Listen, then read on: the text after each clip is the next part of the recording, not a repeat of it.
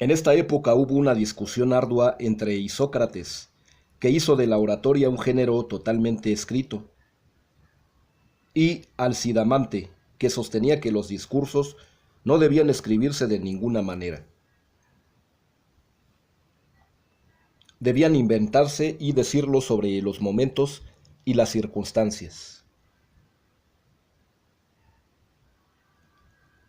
En la Academia de Platón, un esclavo leía en las comedias. El paradigma de la escritura para la oralidad se da en la tragedia ática, a la que Platón criticó con dureza por muchas razones de las que luego hablaremos.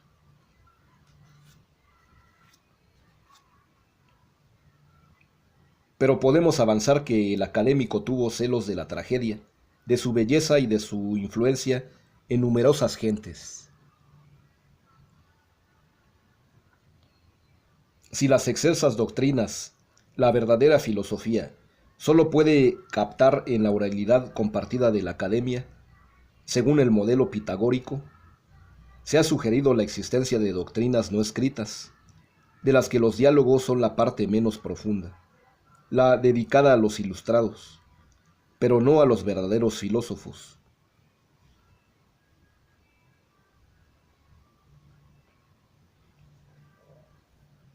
Pero Platón quiere que su filosofía se difunda al universo, entonces y en el futuro. Pero se percató de que la escritura, aunque no le gustase, era el definitivo e irreversible modo de la expresión. Escribió abundantemente.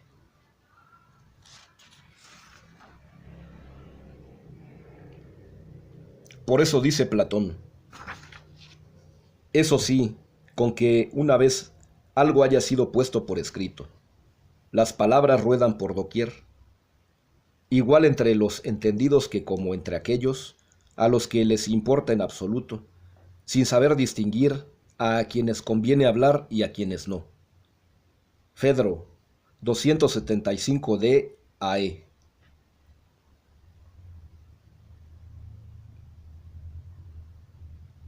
¿Por qué Platón escribe diálogos? Los sofistas escribían discursos, ejercicios literarios, tratados. ¿A qué se debe ese género literario de Platón, tan sutil, tan potente, tan embaucador?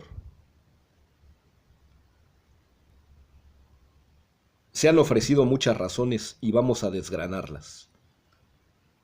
Una diría que la filosofía de Platón es una ventana abierta a su época y sus problemas. Lledó escribe: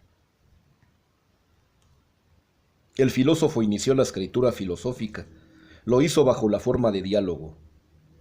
No nos legó largos tratados sobre el ser, la justicia o la bondad, sino que, agrupando una completa galería de personajes de su tiempo, los puso a hablar, y en ese habla, en boca de Sócrates, Laques, Cármides, Alimanto, Glaucón, Hermógenes, Lisis, etc., consiste la filosofía platónica.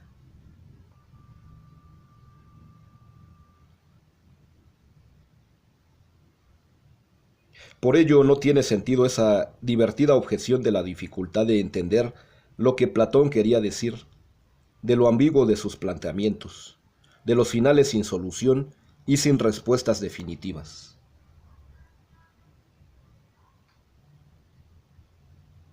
La filosofía de Platón es la suma del discurso de todos los interlocutores de sus diálogos, la suma de sus contradicciones.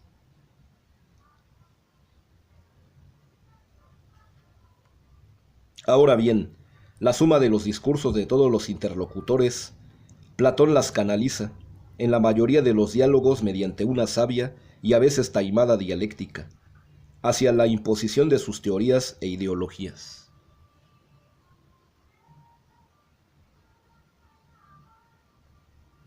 En segundo lugar, Platón era discípulo de Sócrates, del que se dice que era ágrafo, pero no lo era del todo, pues algo escribió. Pero sobresalía por un gran conversador que hacía emerger la verdad de dentro de sus interlocutores mediante el diálogo, preguntas y respuestas. Eso era la mayéutica, hacer que el interlocutor sacase a la luz la verdad del alma, así como las parteras ayudaban a alumbrar en los cuerpos.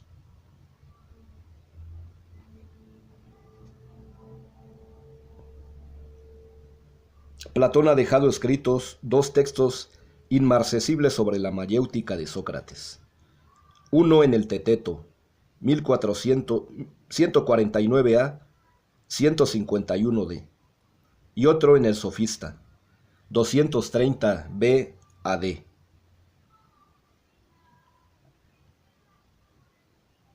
Por tanto, es muy razonable pensar que Platón escribiera diálogos para transferir a la escritura las ideas dialogadas de Sócrates.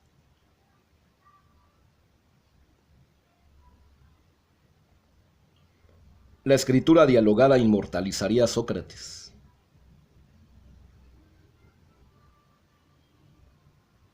Por otro lado, el diálogo platónico refleja a la perfección la manera de filosofar de la academia.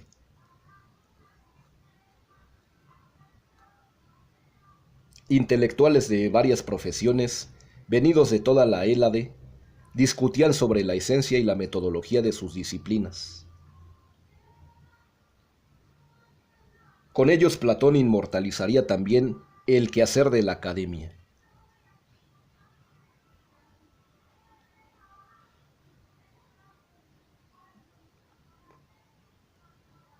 Las relaciones de Platón con la tragedia fueron maritales, es decir, de amor y odio. Las tragedias respondían al siguiente esquema. Los dioses envían a los hombres ate, esto es obnubilación de la mente, que les hace cometer actos desmedidos, o ibris, por los cuales son castigados.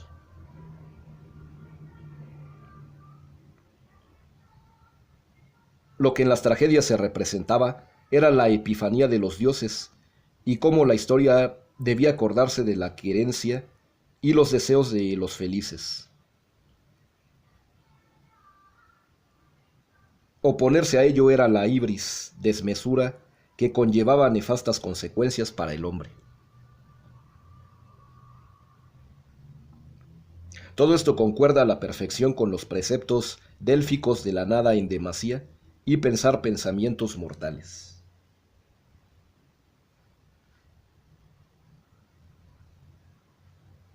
Claro está que bajo este manto religioso, los trágicos se ocupan de temas humanos y políticos de la época, pero universalizan la circunstancia.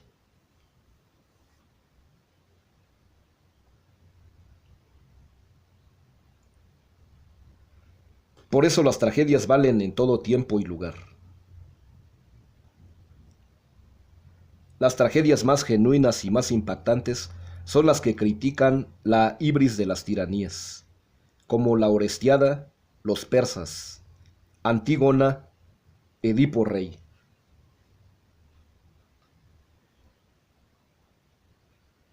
Por Diógenes Laercio sabemos que Platón habría escrito alguna tragedia en su juventud, que habría quemado al conocerlas a Sócrates.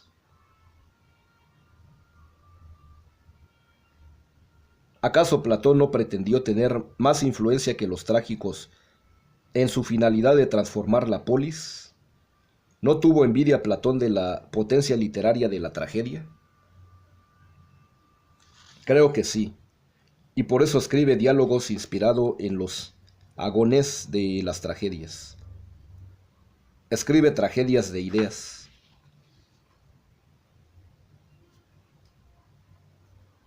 Pretendió emularlos y superarlos. Es sobrecogedora la potencia de la tragedia. Lo fue en su tiempo, lo es en la posteridad. Como el sublime arte griego. Pero también son sobrecogedoras algunas memorables páginas de Platón. La alegoría de la caverna en la República, la teoría del amor en el banquete, y tantas otras. entre estas algunas del Fedro, mejor dicho, el Fedro en su totalidad.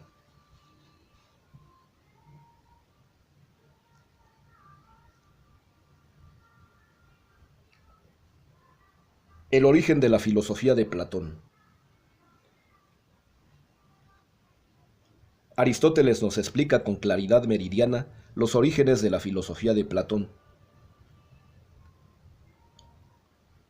Tras las filosofías mencionadas, surgió la doctrina de Platón, que en muchos aspectos sigue a estos, pero que tiene también aspectos propios al margen de la filosofía de los itálicos.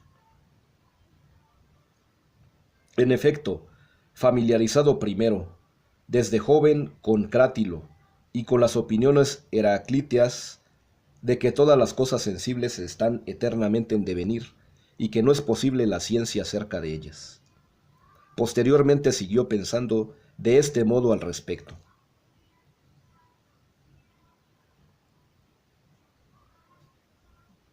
Como por otra parte, Sócrates se había ocupado de temas éticos y no en absoluto de la naturaleza en su totalidad, sino que buscaba lo universal en aquellos temas, habiendo primero en fijar la atención en las definiciones.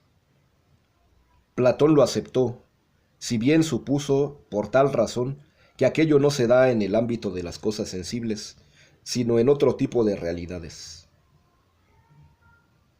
Y es que es imposible que la definición común corresponda a alguna de las cosas sensibles, dado que están eternamente cambiando.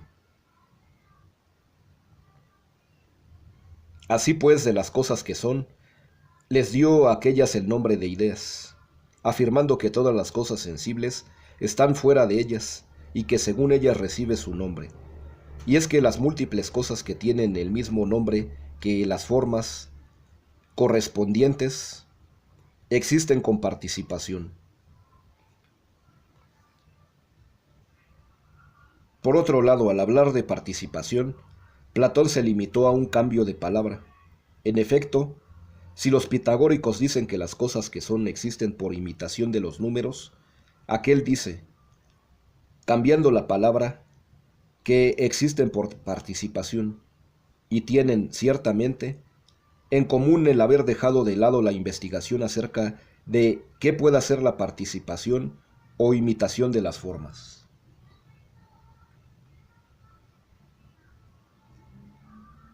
Platón afirma, además, que entre las cosas sensibles y las formas existen las realidades matemáticas, distintas de las cosas sensibles por ser eternas e inmóviles, y de las formas porque hay muchas semejantes, mientras que cada forma es solamente una y ella misma.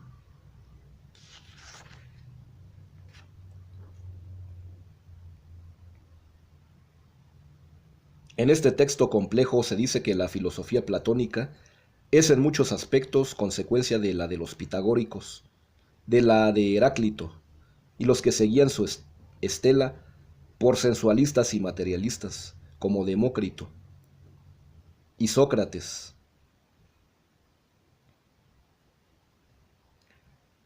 Platón conocía las teorías heraclíteas a través de Crátilo, según las cuales todo es materia que conforma las diversas y cambiantes estructuras del universo. Todo está en perpetuo movimiento.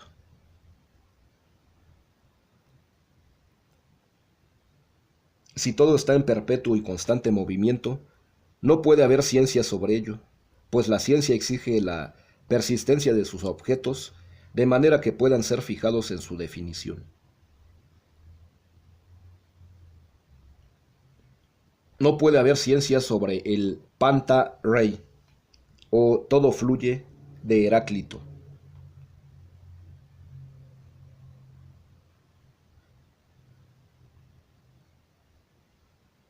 Por otro lado, Sócrates se ocupa solo de temas éticos y buscaba la universalidad de los conceptos morales que pudieran reflejarse en la definición. Así, por ejemplo, conceptos como justicia, bondad, valor, etc., eran universales y por tanto se los podía definir con precisión.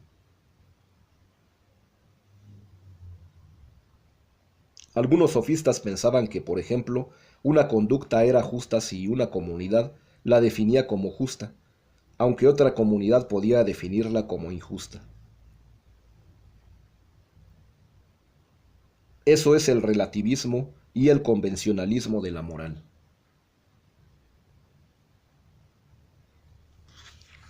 La esencia de su valor radica en su convención.